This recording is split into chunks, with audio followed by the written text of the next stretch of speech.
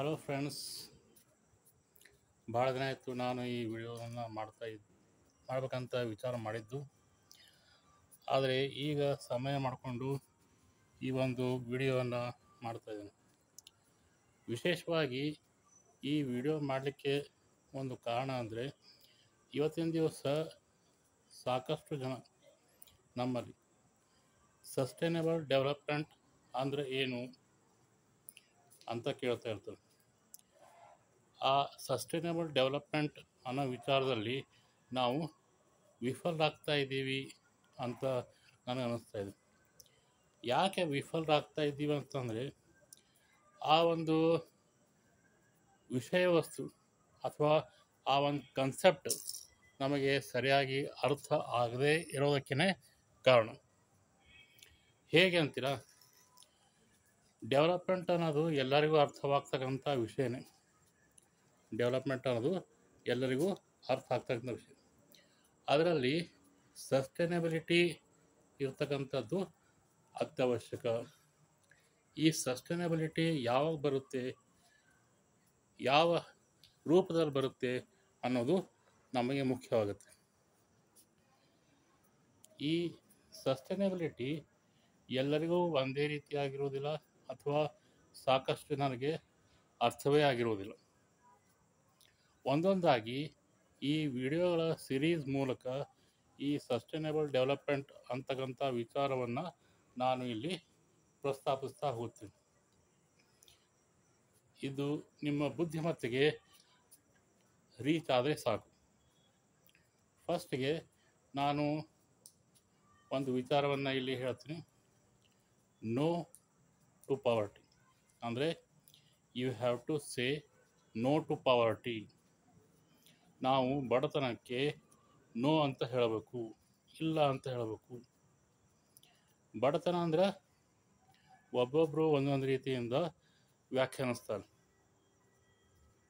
ನಮ್ಮ definition each and every individual ಎಲ್ಲರೂ ಕೂಡ ಬಡತನವನ್ನು, ಪಾವರ್ಟಿಯನ್ನು ತಮ್ಮದೇ ರೀತಿಯಲ್ಲಿ ವ್ಯಾಖ್ಯಾನಿಸ್ತಾರೆ. ಬ್ಯಾಂಕ್ ಬ್ಯಾಲೆನ್ಸ್ ಅಂತ ಒಬ್ಬರು ಹೇಳ್ತಾರೆ, ಸಾಕಷ್ಟು ಆಸ್ತಿ ಪಾಸ್ತಿ ಅಂತ ಒಬ್ಬರು ಹೇಳ್ತಾರೆ, ಮನೆ ಅಂತಸ್ತು, ಕಮರ್ಷಿಯಲ್ ಬಿಲ್ಡಿಂಗ್ಸ್ ಅಂತ ಕೆಲವೊಬ್ರು ಹೇಳ್ತಾರೆ. ಒಬ್ಬೊಬ್ಬರಿಗೆ ಒಂದೊಂದು ರೀತಿ. ಪಾವರ್ಟಿ ಅಂದರೆ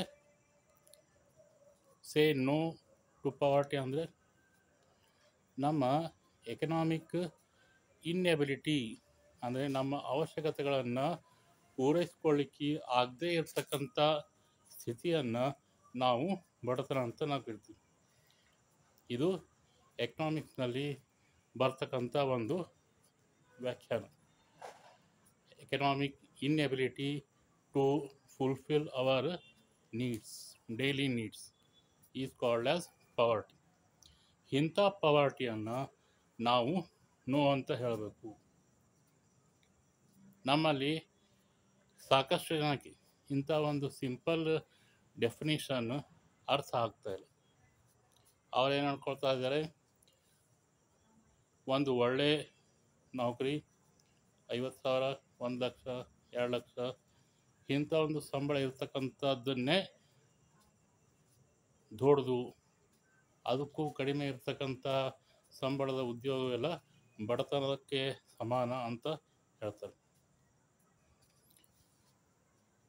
ಅದಕ್ಕಿಂತ ಕಡಿಮೆ ಇರ್ತಕ್ಕಂಥ ಒಂದು ಅಂಶಗಳನ್ನು, ಯಾವುದೇ ನೌಕರಿ ಇರಲಿ, ಅದಕ್ಕೂ ಕಡಿಮೆ ಸ್ಯಾಲ್ರಿ ಇರ್ತಕ್ಕಂಥ ಎಲ್ಲ ಜಾಬ್ ಪ್ರೊಫೈಲ್ ಬಡತನದ ಒಳಗೆ ಸೇರಿಸ್ತಾರೆ. ಅದು ತಪ್ಪು. ಕಾಸ್ಟ್ ಆಫ್ ಲಿವಿಂಗ್ ಪ್ರತಿಯೊಂದು ನಗರದಲ್ಲಿ, ಪ್ರತಿಯೊಂದು ಹಳ್ಳಿ ಪ್ರದೇಶಗಳಲ್ಲಿ ಕಾಸ್ಟ್ ಆಫ್ ಲಿವಿಂಗ್ ಬೇರೆ ಬೇರೆ ಆಗಿರುತ್ತೆ.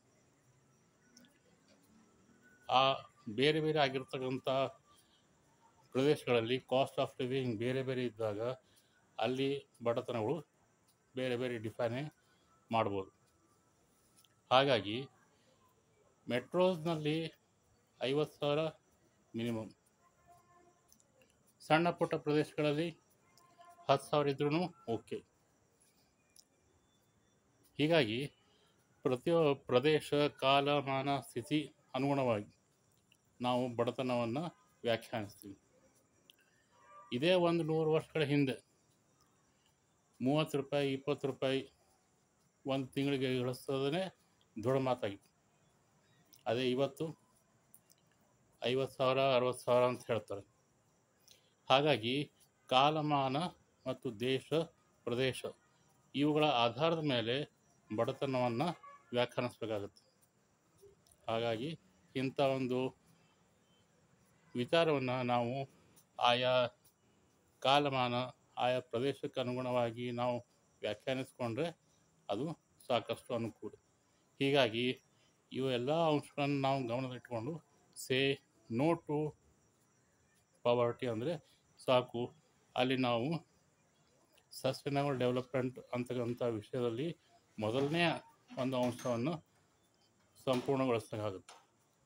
ಇದು ಪ್ರತಿಯೊಬ್ಬ ವ್ಯಕ್ತಿ, ಒಬ್ಬ ಲೇಬರ್ ಆಗಿರ್ಬೋದು ಅಥವಾ ಒಬ್ಬ ಪ್ರೈಮ್ ಮಿನಿಸ್ಟರ್ ಆಗಿರ್ಬೋದು, ಯಾವುದೇ ಹುದ್ದೆಯಲ್ಲಿದ್ದರೂ ಕೂಡ ಯಾವುದೇ ಒಂದು ಉದ್ಯೋಗವನ್ನು ತನ್ನ ಒಂದು